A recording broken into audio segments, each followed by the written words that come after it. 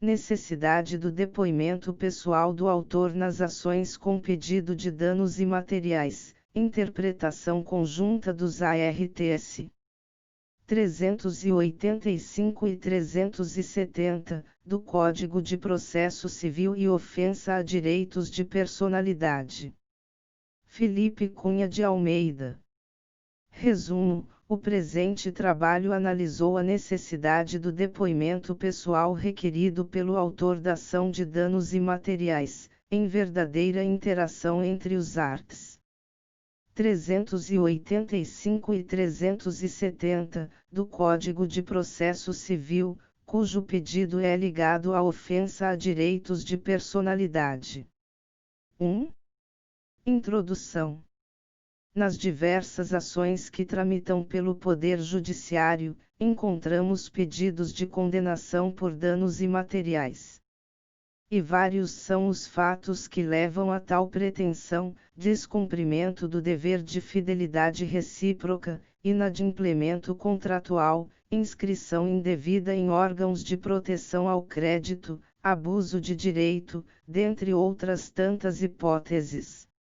Entretanto, independentemente da causa que leve a parte a ajuizar determinada ação com pedido de danos imateriais, a ofensa a direitos de personalidade deve ser alegada e provada.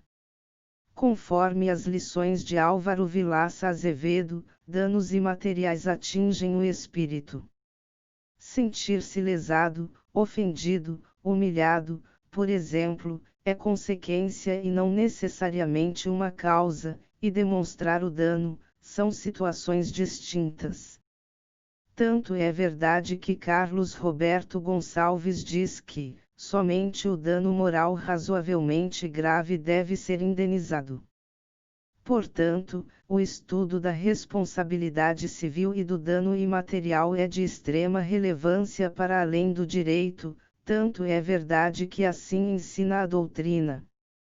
A responsabilidade civil é, indubitavelmente, um dos temas mais palpitantes e problemáticos da atualidade jurídica, ante sua surpreendente expansão no direito moderno e seus reflexos nas atividades humanas, contratuais e extracontratuais, e no prodigioso avanço tecnológico, que impulsiona o progresso material, gerador de utilidades e de enormes perigos à integridade da vida humana.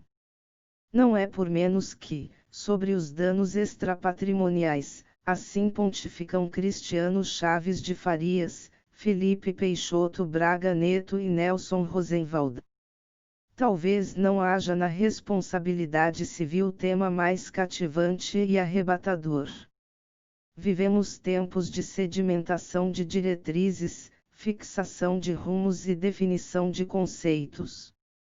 Trata-se, porém, seguramente, apenas do início de uma jornada que promete ser rica, embora não linear. Afinal de contas, o ônus de alegar e provar a ocorrência de lesões a direitos de personalidade é do autor, e mesmo para as relações de consumo.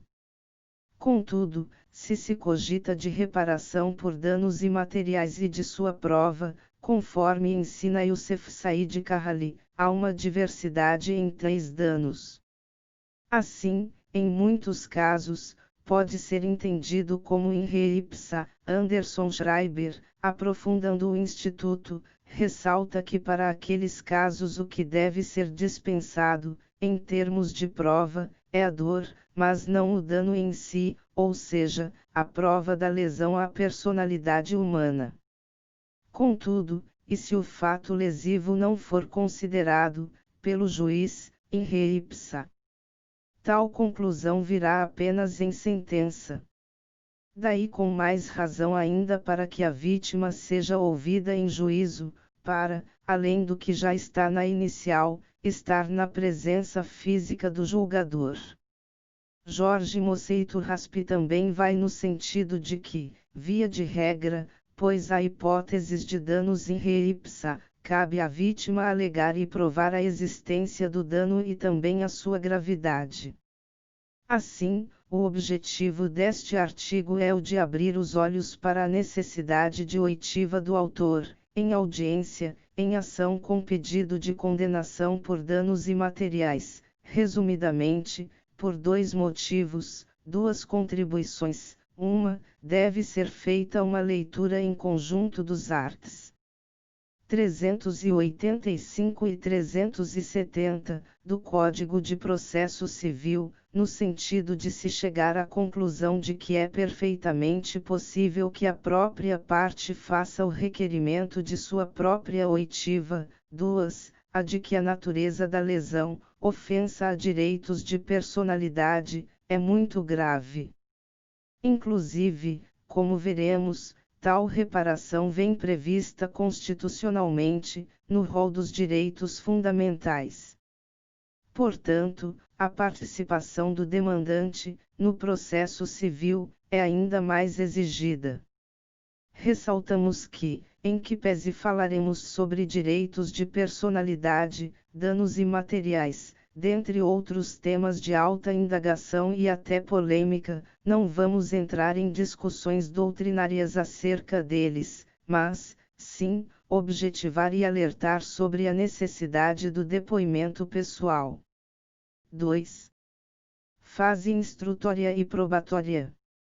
Se estamos sustentando a necessidade de oitiva do autor da ação com pedido de danos imateriais, mesmo que brevemente, devemos analisar a fase instrutória e probatória do processo civil. Ensinando sobre a teoria geral da prova e a parte geral do direito probatório, Fred Didier Júnior, Paula Sarno Braga e Rafael Alexandria de Oliveira, aduzem que qualquer decisão humana, qualquer que seja o ambiente em que tenha sido proferida, em um baile de carnaval, em um shopping center ou em um processo jurisdicional, é resultado de um convencimento produzido a partir do exame de diversas circunstâncias, de fato ou não, é baseada em diversos elementos de prova. Percebe-se íntima ligação entre a fase instrutória e a fase probatória, conforme nos ensina a doutrina. A fase instrutória principia quando o processo é saneado e consiste na realização de provas e oferecimento das alegações finais pelas partes. Muito embora a instrução probatória não preencha toda a fase instrutória, é nela que se concentram as maiores atenções e as atividades mais intensas do juiz e dos litigantes. Quando a realização da prova começa, na realidade o procedimento probatório já estará iniciado, porque as partes já requererão a realização dos meios de prova de seu interesse e o juiz terá deferido ou indeferido os meios requeridos. Durante a fase instrutória procede-se à realização da prova, ou sua produção, mediante as perícias que o juiz houver deferido, inquirição de testemunhas, depoimento pessoas das partes etc. De modo que, dado o relevo que a fase probatória tem, a importância da atuação do advogado é ainda maior, pois deve reportar-se à inicial, eis que lá já deve fazer o alerta que, no momento oportuno a abertura da fase probatória irá requerer o depoimento pessoal do autor, e postular, especificando e justificando pontualmente a necessidade de realização desta prova. Caso o autor da ação deixe passar em branco a oportunidade às partes colocada, quando da abertura da fase, ocorrerá a preclusão temporal e, em ocorrida, não poderá, via de regra, postular o pedido de oitiva do demandante. 2.1 Meios de prova e o depoimento pessoal. Sobre a prova, ensina Carreira Alvim que, o vocábulo prova vem do latim probatio, que significa aprovar, persuadir alguém de alguma coisa. O mestre, ainda, faz distinção entre o que denomina de conceito lógico e jurídico de prova. Tem-se distinguido, também, o conceito lógico do conceito jurídico de prova, chamando-se de prova em geral tudo aquilo que persuade uma verdade o espírito, e de prova judicial o meio regulado por lei para descobrir a verdade ou estabelecer a certeza de um fato controvertido no processo. Ovídio Baptista da Silva também ensina sobre os inúmeros significados que a palavra prova tem. Para o processo civil, cujo sentido não é muito diferente do sentido comum, prova pode significar tanto a atividade que os sujeitos do processo realizam para demonstrar a existência dos fatos formadores dos seus direitos, quanto o instrumento por meio do qual essa verificação se faz. No primeiro sentido, disse que a parte produziu a prova, para significar que ela, através da exibição de algum elemento indicador da existência do fato que se pretende provar, faz chegar ao juiz alguma circunstância que possa convencê-lo da veracidade de sua afirmação. No segundo sentido, a palavra prova é empregada para significar, não mais a ação de provar, mas o próprio instrumento, ou meio com que a prova se faz. Ainda, Carreira Alvim leciona sobre os sentidos objetivos e subjetivos da prova. Quanto ao primeiro sentido, é o de demonstração, de comprovação, acerca da existência de um fato jurídico. O segundo, por sua vez, trata da convicção que se forma no espírito do juiz quanto à verdade dos fatos. Já os meios de prova, e aqui se inclui o depoimento pessoal da parte, são os mecanismos através dos quais a prova é levada para o processo.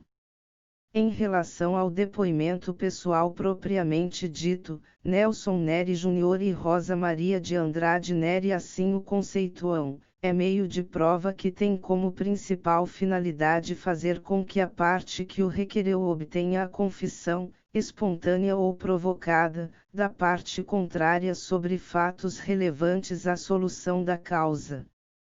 A importância do depoimento pessoal é tamanha, como assim sustentamos para as ações que tenham pedido de condenação por danos imateriais, que a doutrina assim se posiciona, o depoimento pessoal e o interrogatório são importantes meios de prova num sistema processual que valoriza a oralidade, pois permitem o contato pessoal e direto do juiz com a parte que prestará declarações sobre os fatos objeto da lide.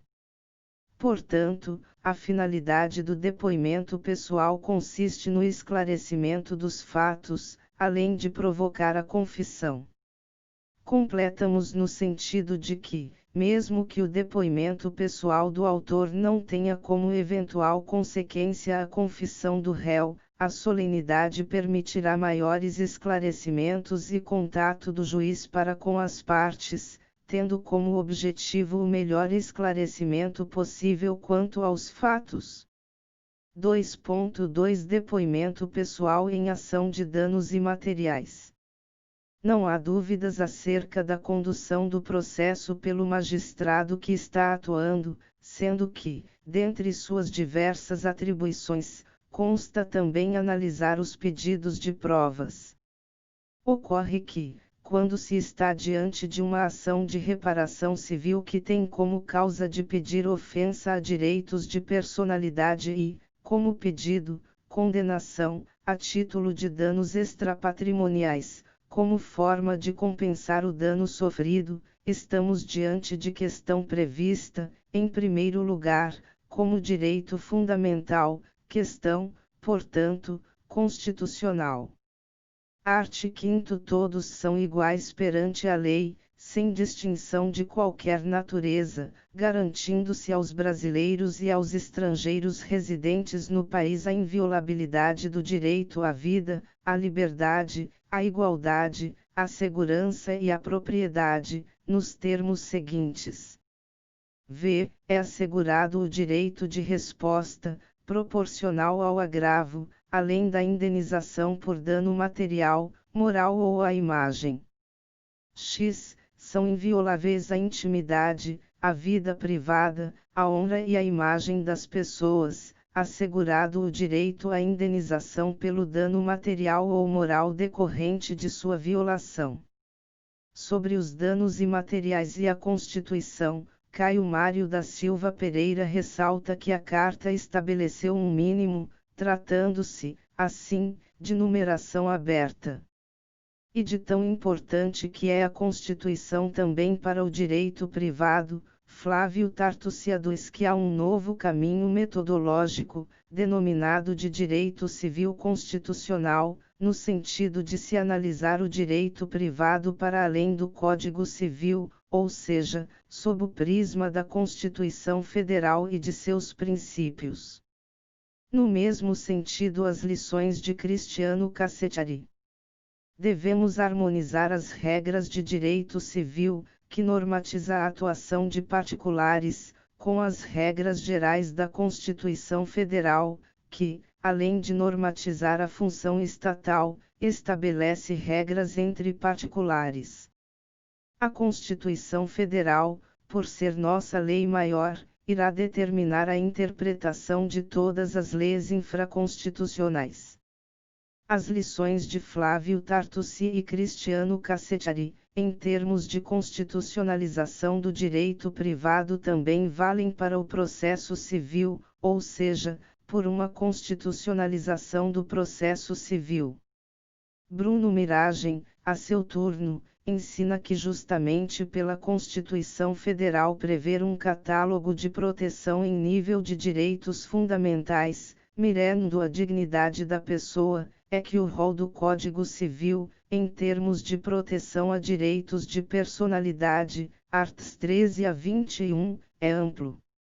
A seu turno, Carlos Alberto Bittar ressalta a diversidade de sentimentos, emoções, dores, dentre outras questões relativas às interações sociais, com as mais diversas gradações, justamente em função das características individualizadoras de cada ente e das peculiaridades das circunstâncias fáticas.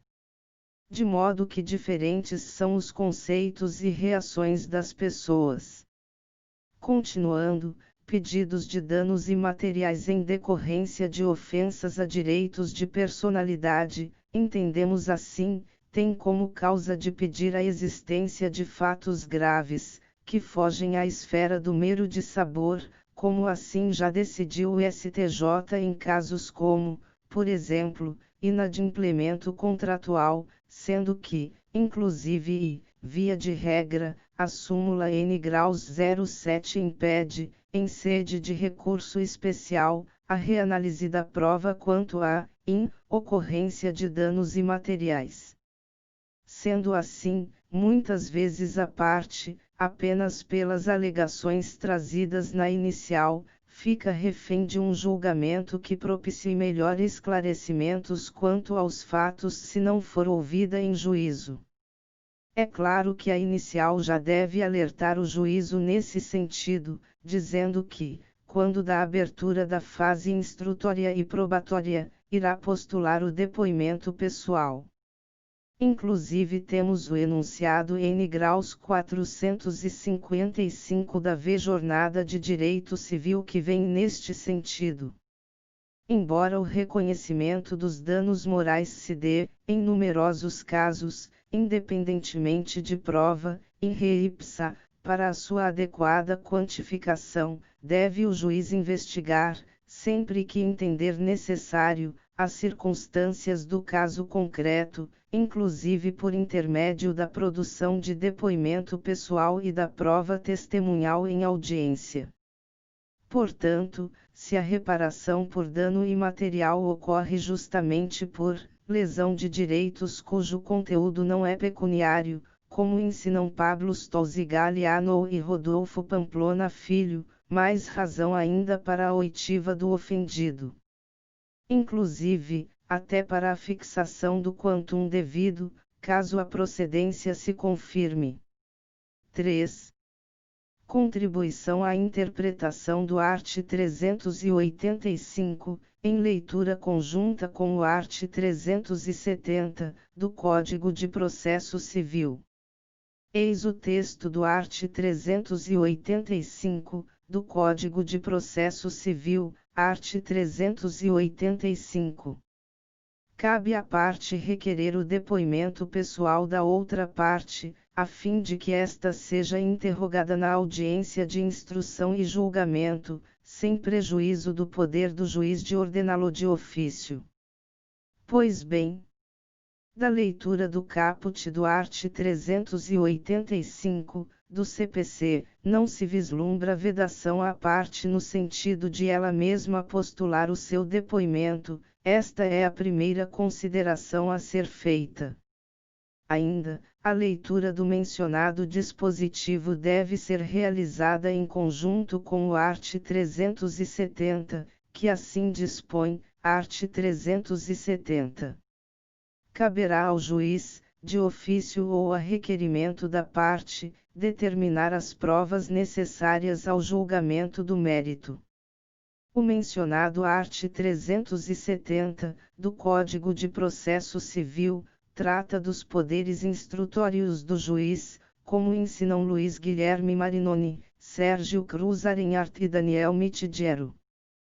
Pois bem, permanecendo a hipótese de interpretação restritiva presente no art. 385, ou seja, que apenas cabe à parte requerer o depoimento da outra parte, é plenamente possível a resolução deste impasse através da aplicação do art. 370 supratranscrito, eis que vislumbramos, dentro daquele texto, a frase, ou a requerimento da parte.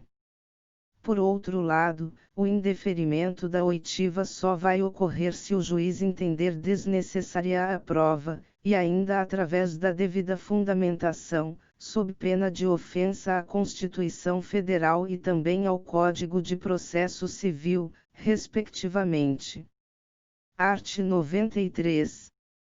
Lei Complementar, de iniciativa do Supremo Tribunal Federal, disporá sobre o Estatuto da Magistratura, observados os seguintes princípios.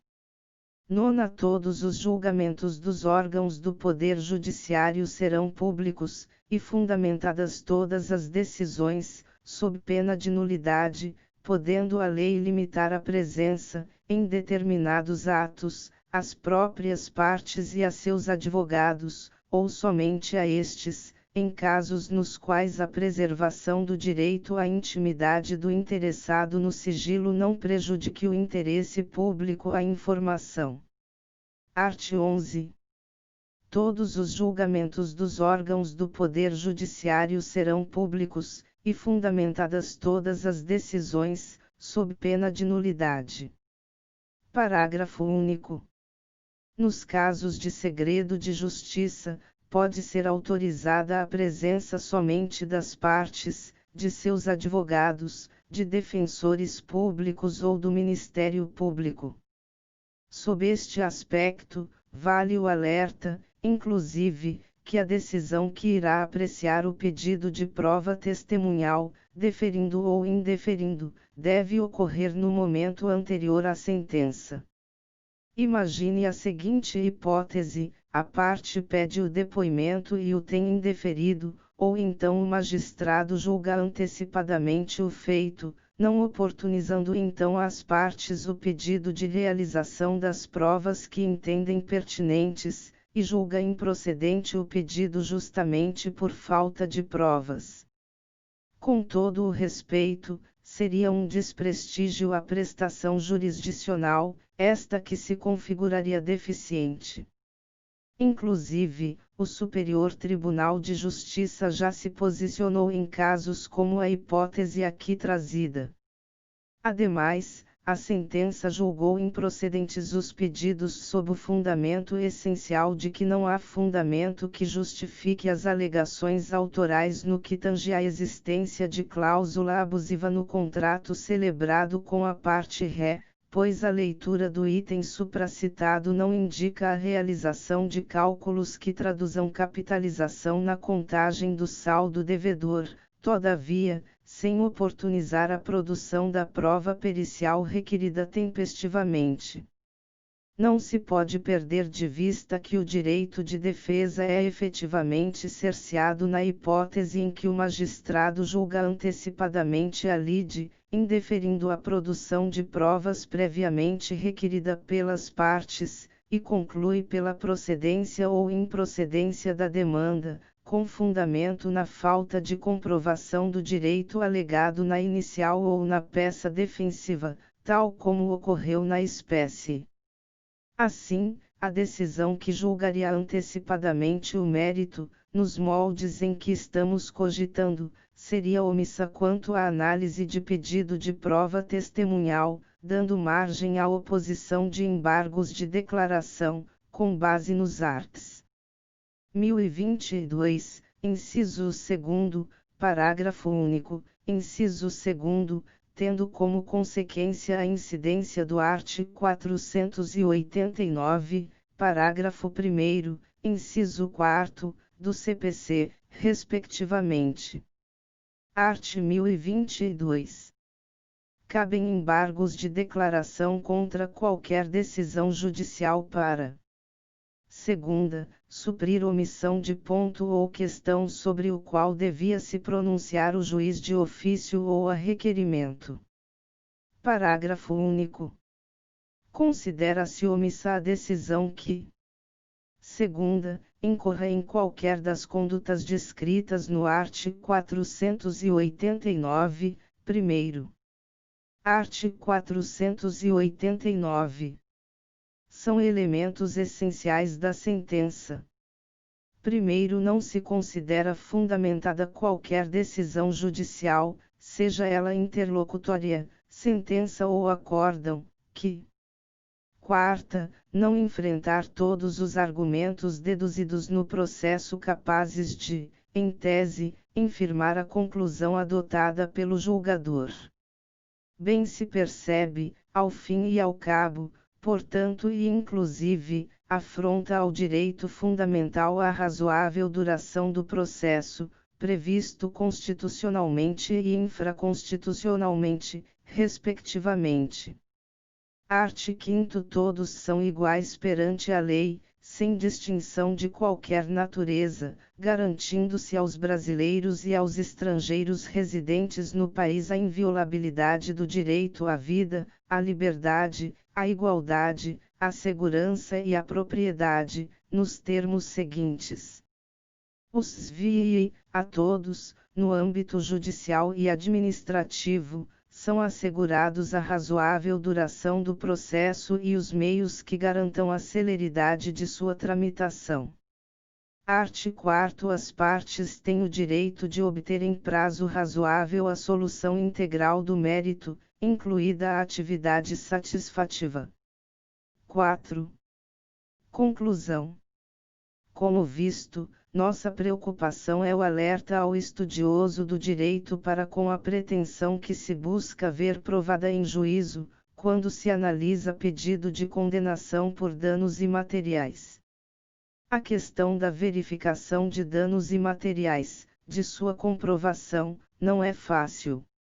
O que pode deixar a situação mais confortável, em termos de prova, são as hipóteses de dano in re ipsa, como ensina a doutrina e também o STJ, como neste exemplo.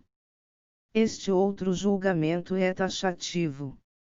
Como se vê, o dano moral é evidente.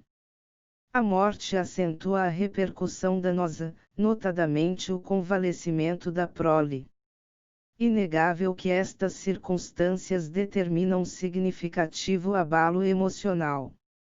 Sobre o assunto, dano moral devido pela morte de pais ou filhos, o Superior Tribunal de Justiça determina que quanto ao dano moral, em si mesmo, não há falar em prova, o que se deve comprovar é o fato que gerou a dor, o sofrimento. Provado o fato, impõe-se a condenação, pois, nesses casos, em regra, considera-se o dano in re ipsa, HRG no ARESPN 259.222 SP, terceira turma, Heumann Sidney Bennett, J. 19 de fevereiro de 2013. Portanto, são presumidos, já que o poderoso laço afetivo que une mãe e filho não se extingue, de modo que o que se observa é a coexistência de dois núcleos familiares, em que o filho é seu elemento interseccional, sendo correto afirmar que os ascendentes e sua prole integram um núcleo familiar inextinguível para fins de demanda indenizatória por morte, STJ, RESPN 1.095.762 SP, quarta turma, Heumann Luiz Felipe Salomão, J. 21 de fevereiro de 2013. Michele Tarufo alerta que, por um lado, é oportuno considerar que a descoberta da verdade é um fim essencial do processo e uma condição necessária para a justiça da decisão, dentre as diversas finalidades do processo. Portanto, devemos separar o joio do trigo, afinal, percebemos, em especial nos embates forenses, que se colocam os danos imateriais, como alguns pensam, como verdadeira indústria do dano moral.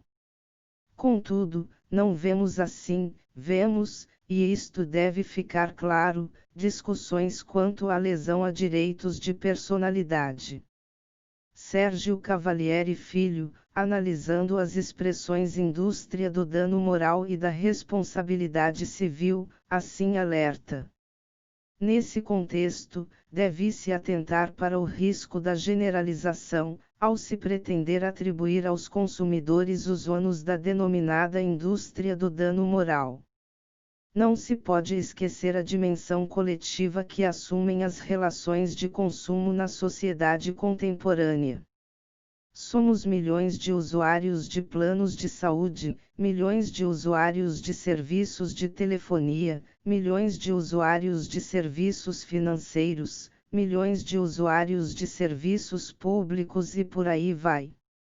Práticas e cláusulas abusivas lesam, indistintamente, milhões de consumidores. E se cada um deles viesse a juízo reclamar os seus efetivos direitos? Diríamos estar diante de uma indústria. Em caso positivo, quem a fomentou? Por certo, não foram os consumidores. Estes são as vítimas. O que não se pode fazer é banalizar o dano moral. Continuando. Por outro lado, o campo de incidência da responsabilidade civil ampliou-se enormemente, chegando a representar a grande maioria dos casos que chegam ao judiciário, principalmente nos juizados especiais. Fala-se hoje numa indústria da responsabilidade civil, com o que não concordamos. Não há indústria sem matéria-prima, de sorte que se hoje os casos judiciais envolvendo responsabilidade civil são tão numerosos é porque ainda mais numerosos são os casos de danos injustos. É de se registrar, ainda, que se a relação for de consumo, mais ainda razão para se deferir a oitiva do autor da ação, com base na inversão do ônus da prova, pela presença da verossimilhança ou da hipossuficiência, como direito básico do consumidor. Neste sentido, Claudia Lima Marques, Antônio Herman Benjamin e Bruno Miragem ressaltam a importância do Código de Defesa do Consumidor, o novo do CDC ter identificado um sujeito de direitos especiais, o consumidor, e ter construído um sistema de normas e princípios orgânicos para protegê-los e efetivar seus direitos. De sorte que a oitiva em juízo vem também em homenagem ao CDC, protegendo o vulnerável também dentro do processo civil, em verdadeiro diálogo das fontes. Por outro lado, mesmo que a relação não seja de consumo, o novo Código de Processo Civil permite a redistribuição do ônus da prova, em certas hipóteses, o que, para o deferimento da ouvida do demandante, entendemos como plenamente cabível. O ilustre Aguiar Dias já dizia, enfaticamente, sobre a necessidade de prova do dano, eis que o que o prejudicado deve provar, na ação, é o dano, sem consideração ao seu quantum, que é matéria de liquidação. Não basta, todavia, que o autor mostre que o fato de que se queixa, na ação, seja capaz de produzir dano, seja de natureza prejudicial. É preciso que prove o dano concreto, assim entendida a realidade do dano que experimentou, relegando para a liquidação a avaliação do seu montante. Como não ouvir, em audiência, a suposta vítima de um ato ofensor a direitos de personalidade, se, em especial, após a Constituição de 1988.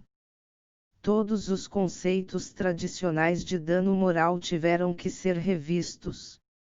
Assim é porque a atual Carta, na trilha das demais constituições elaboradas após a eclosão da chamada questão social, colocou o homem no vértice do ordenamento jurídico da nação, fez dele a primeira e decisiva realidade, transformando os seus direitos no fio condutor de todos os ramos jurídicos. Com efeito, a par dos direitos patrimoniais, que se traduzem em expressão econômica, o homem é ainda titular de relações jurídicas que, embora despidas de expressão pecuniária intrínseca, representam para seu titular um valor maior, por serem atinentes à própria natureza humana. São os direitos da personalidade, que ocupam posição supraestatal, dos quais são titulares todos os seres humanos a partir do nascimento com vida, Código Civil, arts 1º e 2º. São direitos inatos, reconhecidos pela ordem jurídica e não outorgados, atributos inerentes à personalidade, tais como o direito à vida, à liberdade, à saúde, à honra, ao nome, à imagem, à intimidade, à privacidade, enfim, à própria dignidade da pessoa humana. Portanto, devem o direito material e o direito processual, mesmo este como ciência autônoma que é, unir vértices no sentido de pleno conhecimento da pretensão relativa à análise de danos imateriais, ficando o alerta que esta defesa vale tanto para o julgamento de procedência como o de improcedência. Inclusive, Juarez Freitas, de forma brilhante, ressalta que, interpretar uma regra é aplicar o sistema inteiro de princípios, e qualquer exegese comete direta ou indiretamente a aplicação da totalidade do direito. Não é por menos que Humberto Teodoro Júnior sustenta que o direito, mesmo que dividido em ramos autônomos, estes com suas características, princípios e objetivos próprios, forma um conjunto maior, que tem em comum o destino de regular a convivência social. De forma, portanto, que o direito processual civil está intimamente ligado aos outros diversos ramos do direito, incluindo também o direito privado, eis que o direito comercial e civil fornecem as regras materiais que o juiz deve aplicar na composição da maioria dos litígios que lhe são submetidos a julgamento. Se é bem verdade, e voltando à autonomia do processo, que este não depende ou não é subordinado à relação jurídica de direito material, o objeto do processo confunde-se com o pedido formulado pela parte em face da relação material controvertida. Jaqueline Mielke Silva também ensina, com brilhantismo e profundidade que lhe são peculiares, no sentido de diferenciar o juiz como boca da lei. Neste sentido, as palavras da ilustre jurista, não se pode esperar do judiciário, na atualidade, uma posição subalterna diante dos outros poderes, a quem caberia a produção normativa. O juiz não há que se limitar apenas a ser a boca da lei, mas a boca do próprio direito. Além de tudo o que estamos analisando, também é possível, ainda, o interrogatório da parte conforme prevê o inciso 8º do art. 139, e o inciso I, do art. 379, ambos do Código de Processo Civil. O fato é que tanto o depoimento pessoal como o interrogatório possibilitam ao magistrado o contato com a parte, de forma direta, mais dinâmica e efetiva, para melhor convencimento acerca dos fatos. O estudioso percebeu que, mesmo que o foco central deste artigo tenha sido o processo civil, este guarda relação direta com o plano dos fatos que, na hipótese aqui refletida, trata de lesão a direitos de personalidade. Portanto, a pacificação vai ocorrer quando a instrução do processo oportunizar a oitiva da vítima, do autor da ação. E tal pacificação pode ocorrer tanto através de um julgamento de procedência como de improcedência. Mas com o detalhe da efetiva participação do demandante, no processo civil, como garante a Constituição Federal. O que queremos ressaltar é que o ordenamento processual não veda o pedido, pela parte autora, de sua participação em audiência, se a interpretação do art. 385, do CPC, vier de forma sistemática e em conjunto com a leitura do art. 370. De sorte que aqui estão materializadas nossas contribuições. 20.